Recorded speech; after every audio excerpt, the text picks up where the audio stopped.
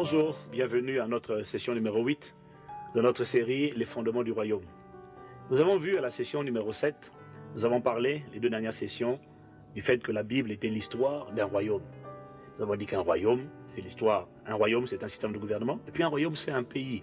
Et nous avons dit que c'est un pays qui a connu une expansion des cieux à la terre, de l'invisible au visible, à travers une stratégie qu'on appelle la colonisation. Maintenant, dans cette session 8, nous voulons maintenant aborder le grand point, le point numéro 3. Qu'est-ce que c'est que l'histoire de la Bible? 1, c'est l'histoire d'un roi. 2, c'est l'histoire d'un royaume. 3, c'est l'histoire d'une famille royale. Et c'est là que vous et moi, nous intervenons. Alors, je vous ai raconté à la fin de la session 7, cette anecdote du fils du roi du Portugal, à l'époque expansionniste, où la France, la Grande-Bretagne, le Royaume-Uni, on va dire, et le Portugal et l'Italie étaient en pleine phase d'expansion pour aller à la conquête de nouveaux territoires. Et puis un jour, c'est une histoire vraie, le fils du roi du Portugal dit à son père: « Papa, je veux, moi aussi, je te vois fonctionner, je te vois opérer, moi aussi je veux vivre ce que tu vis, je veux ressentir ce que tu ressens, moi aussi je voudrais pouvoir être un régent, diriger, gouverner moi aussi, je voudrais moi aussi prendre possession du trône. » Le papa dit: « Mais oui, c'est bien mon fils, moi aussi je le veux, parce que je veux que tu mûrisses, je veux que tu fasses comme moi. Mais le problème c'est que c'est moi qui suis sur le trône et pour l'instant je suis là. » Le fils dit: « Mais papa, je veux régner. » Il lui dit: « D'accord. Tiens, si tu veux régner, on vient d'annexer un nouveau territoire qui est loin d'ici, qui s'appelle le Brésil. Et alors ce que je te propose, c'est que je t'envoie au Brésil, parce que vous savez, dans un royaume, tant que le fils reste dans le territoire du roi, le fils ou la fille reste prince ou princesse. S'il veut être roi ou reine, il va falloir qu'il aille dans un autre territoire qui appartient au même royaume, et dans ce territoire éloigné, là-bas il peut être roi ou reine. » Alors, le fils du roi du Portugal lui dit: « On va t'envoyer au Brésil, au Brésil tout à fait, et là-bas tu seras roi, régent. Mais quand tu reviens ici, sur l'autorité de papa, là tu restes prince. » Et en fait, cette anecdote du fils du roi du Portugal, c'est exactement ce que Dieu a fait avec nous. La Bible dit que Dieu dit, Genèse 1 verset 26, « Faisons l'homme à notre image. » Vous avez compris que c'est l'histoire d'un gouvernement étendu qui a connu une expansion au-delà de ses frontières. Sauf que, en ce qui concerne la terre, Dieu le Père, Dieu, Sa Majesté le Roi, avait des fils qui étaient où? En lui. C'est ce qu'on va lire tout à l'heure dans Éphésiens chapitre 1. Nous étions en lui. Non, allez, on va le lire tout de suite. Nous étions en lui. Éphésiens chapitre 1, verset 4 jusqu'au verset 14. On ne va pas tout lire, on va juste lire quelques versets sélectionnés. Regardez ce qu'il dit. Regardez ce qu'il dit. Il dit: en lui, en parlant de Christ, Dieu nous a élus avant la fondation du monde. La version du Semeur dit: bien avant que les fondations du monde ne soient posées, il nous avait choisis pour que nous soyons saints et sans reproche devant lui. Donc la version Louis II, on revient dessus, nous dit: en Christ, Dieu nous a élus. Ça veut dire sélectionnés, choisis, sélectionnés avant la fondation du monde, pour que nous soyons saints et irréprochables devant lui, et nous ayons destinés d'avance dans son amour à être ses enfants d'adoption par Jésus-Christ, selon le bon plaisir de sa volonté, à la louange de la gloire de sa grâce qu'il nous a accordée en son bien-aimé. Ok, vous pourrez lire le reste à la maison. Qu'est-il en train de dire ici? Paul est en train de nous révéler qu'en fait, bien avant que les fondements du monde ne soient posés, Dieu nous avait sélectionnés, placés en Christ. Amen. Et quand vous lisez Genèse chapitre 1 au verset 26, vous comprenez l'histoire. Dieu, il dit, nous étions en lui. Nous étions en lui. Et puis, un jour, le Père, Dieu, a décidé de nous sortir de lui. C'est là que le conseil de la Trinité, le Père, le Fils, le Saint-Esprit dit: faisons l'homme à notre image, selon notre ressemblance, et on le détache dans un territoire appelé terre. On le détache dans un territoire appelé terre. Et là, il dit, afin qu'il domine, qu'il gouverne, qu'il administre, qu'il se rende maître de cette planète qu'on appelle la terre. C'est ça l'histoire de l'homme. C'est ça. Et quand il dit faisons l'homme, ça c'est la version Louis II, la version du Semeur dit faisons les êtres humains, ou les hommes, les êtres humains, pour qu'ils soient notre image, ceux qui nous ressemblent. Et c'est là que nous tous, nous avons été créés, nous tous, nous avons été sortis du Père, tous créés au même endroit, au même moment. Alors maintenant après, dans Genèse 2, au verset 7, la Bible dit, l'Éternel forma l'homme de la poussière de la terre. Alors qu'est-ce qu'il a fait? Il a pris tous les êtres humains. Il parle de quoi? L'esprit. Les êtres spirituels. Il parle de l'esprit. Il nous a tous créés parce que Dieu est esprit. Jean 4, verset 24 nous dit que Dieu est esprit. Donc, il nous a fait sortir de lui. Comment? Esprit. Un être humain, c'est pas... Mais ce qui fait de moi un être, une personne, c'est pas le fait d'avoir un corps, c'est le fait d'avoir une personnalité. On parle de l'esprit. L'esprit est sorti de Dieu. Alors, il dit, faisons les êtres humains à notre image, selon notre semblance. Et il nous a fait sortir de lui. Et dans Genèse 2, oui, voilà, c'est ce que je disais. Genèse 2, au verset 7, la Bible dit que l'Éternel a formé l'homme de la poussière de la terre. Qu'a-t-il fait? Il a pris tous les êtres humains qu'il a formés et les a mis tous dans un seul corps. Il a formé, il a enveloppé avec la terre, le fruit de la terre. Il a formé un corps. Et il a mis tous les êtres humains à l'intérieur. Et tout ce qu'il disait à cet homme-là, qu'on appelait Adam, il disait à toute l'humanité. Pourquoi? Vous et moi, nous étions où? En lui. Quand Adam marchait, parce que Adam veut aussi dire humanité. Quand Adam marchait, l'humanité marchait. Quand Adam courait, l'humanité courait. Quand Dieu dit à Adam, tu ne toucheras pas l'arbre de la connaissance, pardon, tu ne mangeras pas le fruit de l'arbre de la connaissance du bien et du mal. Dieu dit à l'humanité, le jour où Adam vole et mange, l'humanité mange, vole et mange. Voilà pourquoi la Bible dit tous, Romains 3, verset 23, car tous ont péché. Quand il l'a fait, nous l'avons fait. Tout comme quand votre père, allez, avant de venir au monde, vous étiez où? Votre père. Votre mère vous a mené au monde, mais votre père a fourni la semence. Vous étiez en votre papa. Et quand votre père trichait, vous trichez. Quand votre père volait, vous volez. En fait, c'est pour ça que vous ne pouvez pas dire, moi je n'ai rien fait, l'enfer, non, non, non, non, non. Ce que votre père a fait, tant que vous étiez en lui, vous l'avez fait. Il vous a associé à ce qu'il a fait. Alors quel est mon point? La Bible dit que nous étions tous en Adam. Et il nous a détachés sur la terre. Mais pourquoi? Pas pour établir une religion, non. Pour qu'il gouverne, qu'il domine. Sur quoi? Sur la terre. Les poissons, les oiseaux, les reptiles. Et puis Dieu, au verset 28, Genèse 1, verset 28, puis Dieu les bénit et leur dit, soyez féconds. Ça veut dire soyez productifs. Ça ne voulait pas dire juste faites des enfants comme on pond des œufs. C'est pas de ça qu'il parlait. C'est vrai aussi. C'est vrai au sens littéral, mais c'est beaucoup plus profond que ça. Soyez féconds, multipliez-vous, remplissez la terre, assujettissez-la. Ça veut dire faites en sorte que la terre se soumette à vous et dominez, gouvernez, régentez. Oh mon Dieu, c'est ça le but pour lequel Dieu nous a créés. C'est pour ça que Adam c'est pour ça que nous étions tous venus.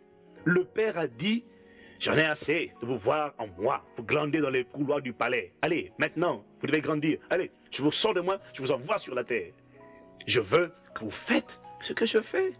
Je veux que vous ressentiez ce que je ressens. Je veux que vous gouverniez avec justice, droiture et équité, comme je gouverne avec justice, droiture et équité. Et c'est là que votre histoire et mon histoire commencent. C'est l'histoire d'une famille royale, pas d'une famille présidentielle. Ah non, non, non, non, non. Les familles présidentielles viennent et vont. Acclame aujourd'hui, demain il sera viré. Mais la famille royale dure éternellement. Et c'est la seule famille royale qui, dans l'histoire de l'humanité, la seule famille royale, où lorsque vous êtes citoyen du royaume, vous êtes à la fois fils de sa majesté ou fille de sa majesté, le roi. En Angleterre, vous pouvez être citoyen britannique sans pour autant être membre de la famille royale. Mais dans le royaume des cieux, dès lors que vous naissez de nouveau, vous devenez enfant de Dieu, automatiquement vous avez le statut d'enfant de Dieu, vous avez le statut d'ambassadeur de Christ, vous avez le statut de ministre du gouvernement des cieux, vous avez tous les statuts. Le seul gouvernement qui donne à tous ses concitoyens le statut de fils et de fille de sa majesté.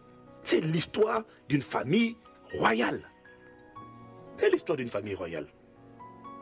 Et dans Éphésiens ici, Paul nous dit que Dieu nous avait sélectionnés en lui bien avant la fondation du monde. Ça veut dire quoi? Nous étions en lui. Si vous étiez en face de moi, je vous aurais dit, répétez avec moi, j'étais en lui. J'étais en lui, en papa. Ok? Retenez bien ce point. Et ensuite, Jésus nous explique, il nous explique dans Jean chapitre 6 au verset 44. Écoutez ce qu'il dit. Il dit, nul ne peut venir à moi si le Père qui m'a envoyé ne l'attire, et je le ressusciterai au dernier jour. Et dans Jean 15 au verset 16, Jésus dit, ce n'est pas vous qui m'avez choisi, c'est moi qui vous ai choisi et je vous ai établi, afin que vous alliez, que vous portiez du fruit et que votre fruit demeure. Est-ce que vous me suivez? Qu'est-ce que j'essaie de vous dire? En fait, j'essaie de vous dire que nous étions tous en Christ. Et un jour, Dieu a décidé de nous sortir. Nous étions tous en Dieu. Un jour, Dieu a décidé de nous sortir. Il nous a mis sur la terre et il nous a mis dans Adam. Mais en fait, avant de venir sur la terre en Adam, nous existions déjà. Avant que les fondements du monde ne soient posés, nous existions déjà. Nous étions en lui. Après, nous sommes sortis de lui. Mais avant de sortir et d'aller en Adam, avant qu'il y ait un transfert en Adam, j'étais en Dieu.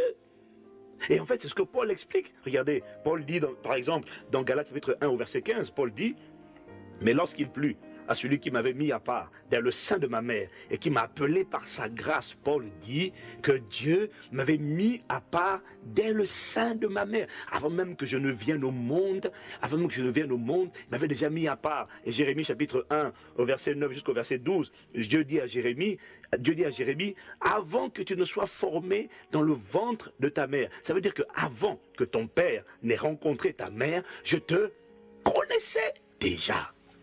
Waouh! Et le mot connaître là, c'est le mot hébreu yada. Yada, Y-A-D-A, ne veut pas dire, quand il dit je te connaissais, yada, ça ne veut pas dire je savais que tu existais. Non! C'est le mot que vous retrouvez dans Genèse 4, verset 1, où la Bible dit et Adam connut sa femme, Ève. Ça veut dire Adam rentra dans un rapport intime.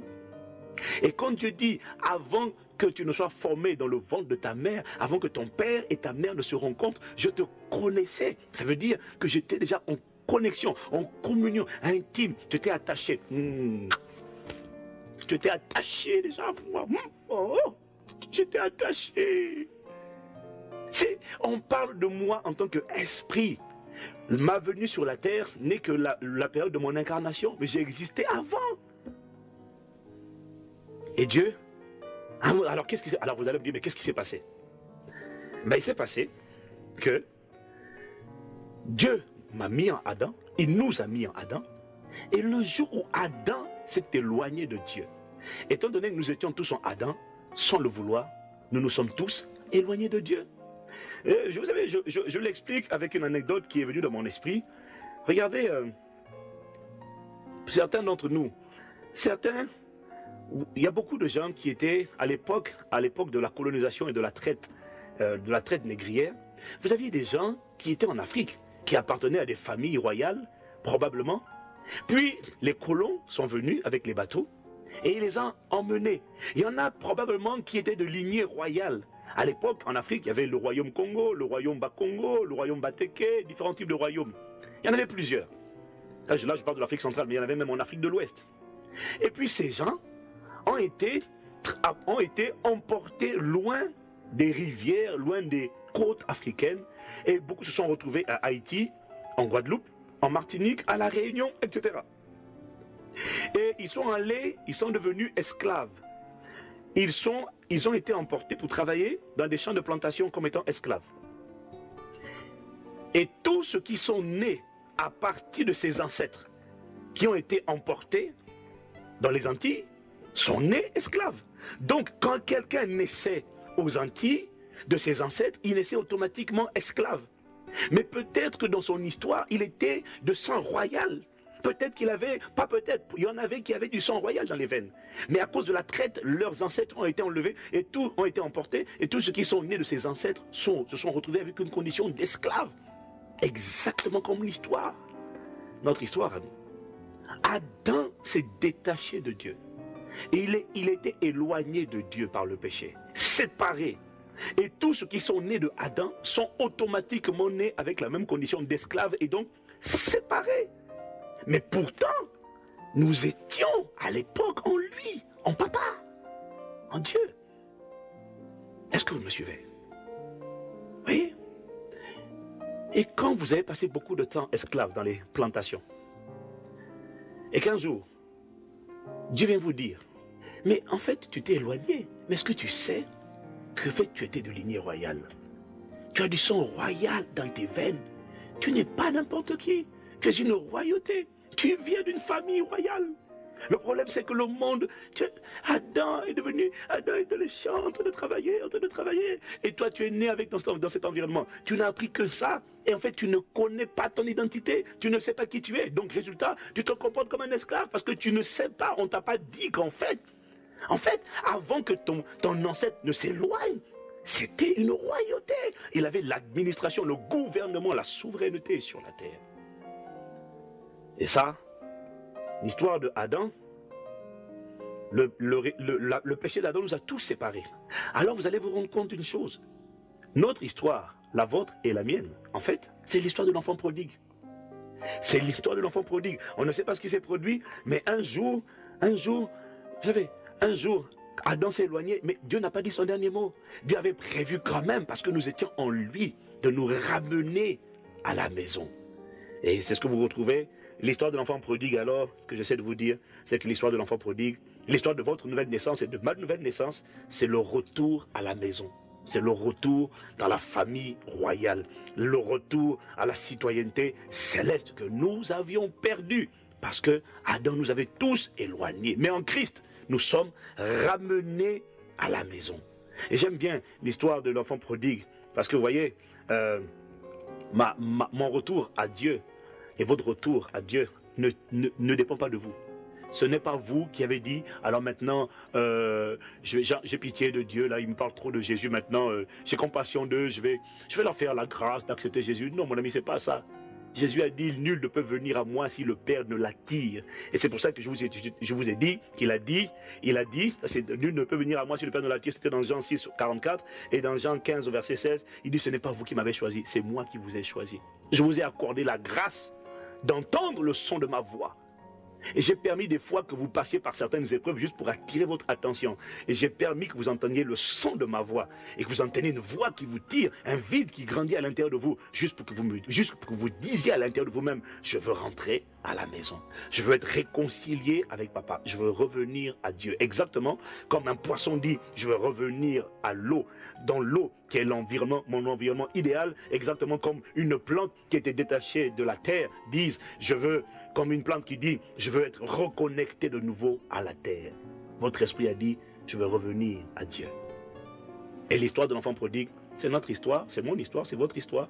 Dans le verset, Luc chapitre 15 au verset 13, la Bible parle de cette histoire où peu de jours après, il dit, le plus jeune fils ayant tout ramassé partit pour un pays éloigné. Regardez, il partit pour un pays éloigné où il dissipa son bien en vivant dans la débauche, parti pour un pays éloigné. Quel pays? Et rappelez-vous d'une chose, je ne vous l'ai pas dit, Matthieu 13, versets 34 à 35, Jésus explique des choses profondes avec les paraboles. Les choses cachées depuis la fondation du monde, les choses que les autres textes ne révèlent pas, Jésus les explique à l'aide de paraboles. Donc quand vous lisez les paraboles comme celle-ci, vous arrivez à comprendre qu'est-ce qui s'est passé. Et il dit, le plus jeune fils ayant tout ramassé, partit pour un pays éloigné. Quel pays éloigné? La terre. Où il dissipa son bien en vivant dans la débauche. Étant rentré en lui-même, un jour, il rentre en lui-même et il se dit, comme de mercenaires, chez mon père, on du pain en abondance. Et moi ici, je meurs de faim. Verset 18, je me lèverai, j'irai vers mon père et je lui dirai, j'ai péché contre le ciel. Quand il dit j'ai péché contre le ciel, il ne parle pas de the sky, il ne parle pas du ciel. La version anglaise dit, I have sinned against heaven. Il ne parle pas du ciel là, il parle du pays. J'ai péché contre les cieux. J'ai fait honte à la nation, j'ai fait honte à la patrie céleste, j'ai fait honte à toi, mon père le roi. Je ne suis plus digne d'être appelé ton fils. Et c'est notre histoire, c'est votre histoire, c'est mon histoire. C'est l'histoire de la rédemption, l'histoire de la réconciliation. Quel est mon point? Vous appartenez à une famille royale, à la famille de Dieu. Je suis né, je suis membre de la famille royale, vous êtes membre de la famille royale. C'est notre famille commune. Voilà pourquoi, quand vous priez, Jésus dit, quand vous priez, voilà pourquoi vous devez dire notre Père.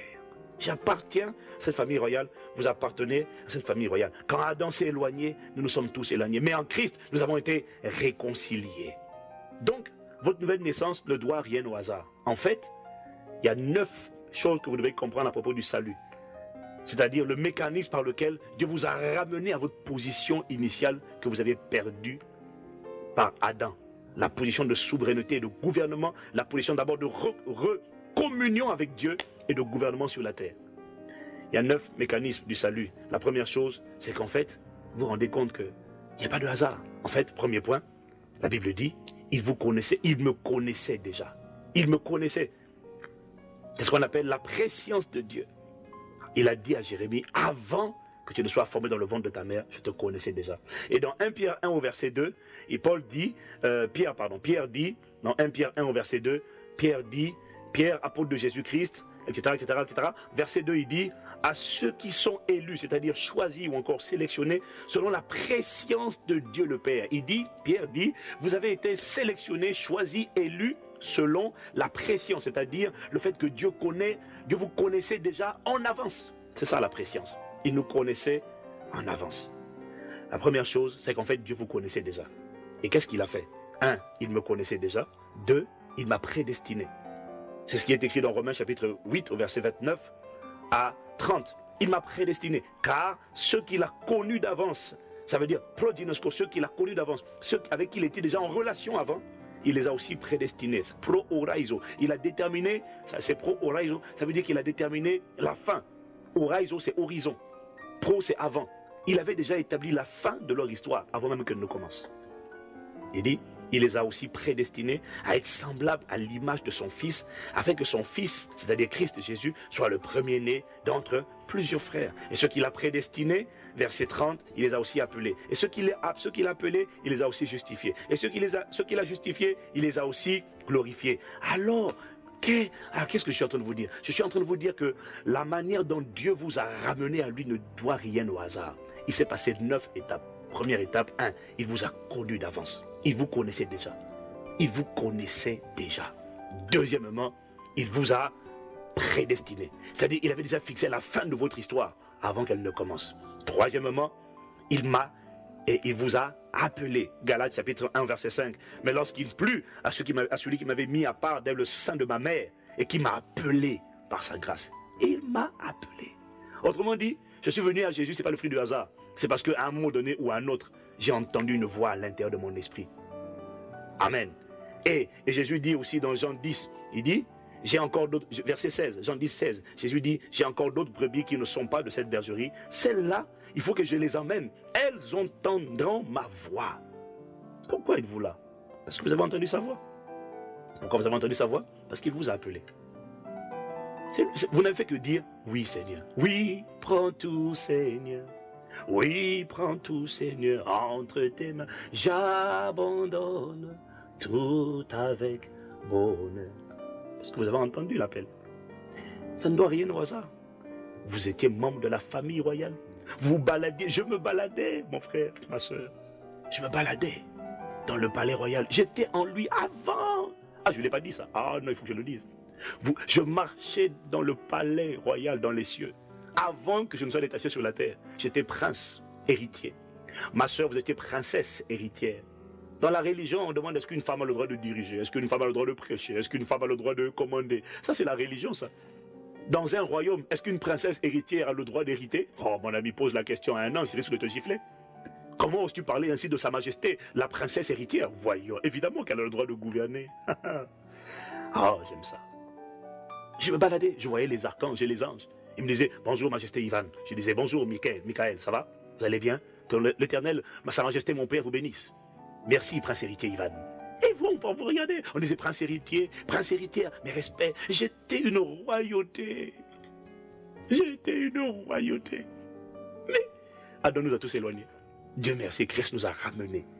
Il nous a réconciliés. Donc, troisième point, il m'a appelé, j'ai entendu le son de sa voix. Quatrième point, à un temps donné, il vous a accordé le don de la repentance. Parce que la Bible dit que la repentance est un don de Dieu. Le fait que vous puissiez dire, Seigneur, pardonne-moi, je reconnais mes fautes, je te demande pardon, ce n'est pas le fruit du hasard, c'est Dieu qui vous a donné ce don. La capacité de rentrer en vous-même et de réaliser votre misère, ça venait de Dieu, pas de vous. Cinquièmement, il m'a régénéré. Dès que j'ai dit oui, Seigneur, maintenant j'accepte. La Bible dit, il m'a régénéré, il m'a fait naître de nouveau. C'est là que vous êtes né de nouveau. Sixièmement, il m'a justifié. Il m'a déclaré non coupable. J'étais condamné à mort comme Adam à cause de mon péché. Dieu a dit non coupable parce que Christ a payé le prix à ma place. Il a pris ma condamnation et il m'a donné sa justice, c'est-à-dire il m'a innocenté. Ensuite, c'est quoi? Quel point? Sixièmement, il m'a justifié, ensuite il m'a adopté, il m'a donné des habits royaux, exactement comme le fils prodigue. Quand il est revenu à la maison, le père a changé ses vêtements. Maintenant il m'a vêtu de vêtements de gloire, vêtements de louange au lieu d'un esprit abattu. Huitièmement, il m'a sanctifié, il m'a mis à part.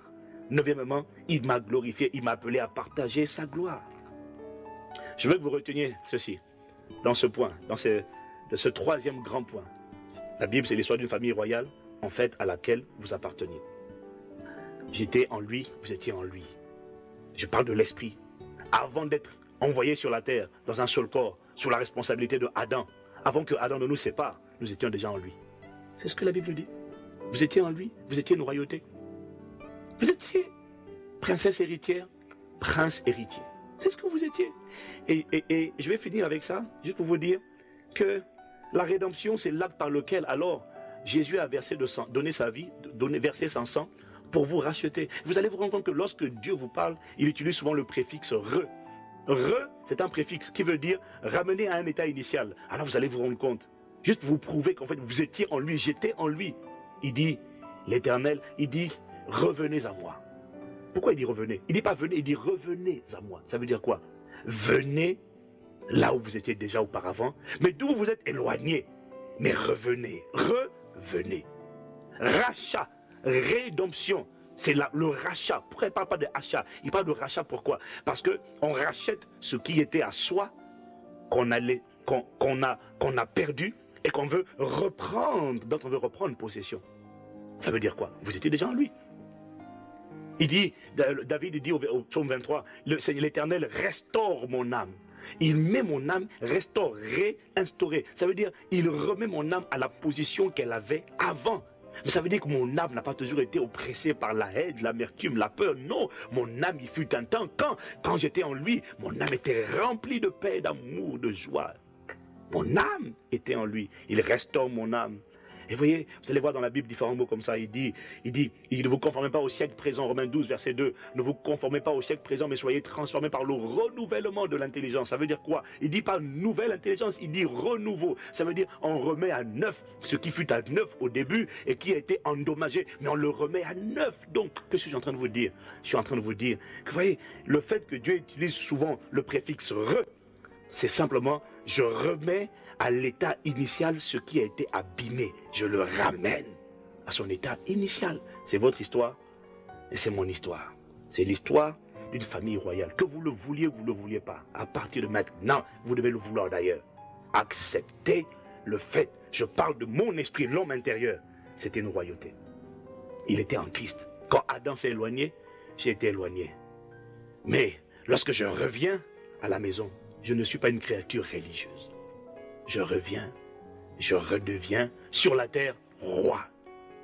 Vous devenez ma sœur reine. C'est de ça dont il s'agit. Ce n'est pas l'histoire d'une religion. Vous allez lire la Bible, vous allez voir, ils régneront au siècle des siècles. Pourquoi? C'est un gouvernement que Dieu voulait sur la terre. Mais sauf que sur la terre, Dieu ne voulait pas s'en mêler. Il a positionné ses fils et leur a délégué la responsabilité d'administrer les affaires de la terre. D'où des passages comme 1 Corinthiens 6, verset 2. Ne savez-vous pas que les saints jugeront le monde? Ne savez-vous pas que nous jugerons les anges? Nous administrerons les affaires de la terre. C'est de ça qu'il s'agit, ce n'est pas d'une religion. C'est un gouvernement. C'est une famille royale que Dieu est venu reconstruire, rétablir. Seigneur, inclinons la tête et prions. Seigneur, accorde-nous la grâce d'accepter. Qu'importe ce qu'on nous a dit, qu'importe notre vécu, qu'importe notre histoire, accorde-nous la grâce d'accepter cette parole. En Christ, tu nous as élus, choisis, sélectionnés bien avant que les fondements du monde ne soient posés. Pour que nous soyons saints, que nous ayons ta nature, que nous soyons irréprochables devant ta face, que nous soyons conformes à l'image de ton Fils premier-né. Seigneur, renouvelle notre intelligence. Et là où, Seigneur, là où la colonisation du diable a fait des dégâts et a déformé la perception, l'identité que nous avions de nous-mêmes, Seigneur, colonise-nous. Et puisque la loi de la reproduction dit que chaque espèce se reproduit selon son espèce, Seigneur, alors accorde-nous la grâce d'admettre cette vérité. Si tu es roi, mais alors un roi ne peut pas engendrer, reproduire des esclaves. Un roi reproduit des rois. Un Dieu engendre des dieux. Un seigneur reproduit des seigneurs parce que chaque espèce se reproduit selon son espèce. Accorde-nous la grâce, Seigneur, d'accepter notre identité royale. Nous appartenons non pas à la famille présidentielle, mais à la famille royale. Et par Christ, nous sommes revenus à la maison comme l'enfant prodigue. Telle est notre histoire. Béni sois-tu, parce que tu nous as ramenés à la maison. Et maintenant, reprogramme notre mentalité, reprogramme notre manière de penser, impacte-nous de la culture du royaume des cieux, parce que nous reconnaissons que tant d'années d'esclavage ont fait des dégâts et ont abîmé l'estime que nous avions de nous-mêmes. Mais reconquiert, nous colonise-nous, Seigneur, et accorde-nous la grâce de penser comme tu penses, de relever la tête, Seigneur, et de marcher comme des royautés sur cette terre. Merci. Tu as commencé cette œuvre, tu la rendras parfaite. Au nom de Jésus. Amen. Merci pour votre attention et à la prochaine session. Et d'ici là, que Dieu vous bénisse. Amen.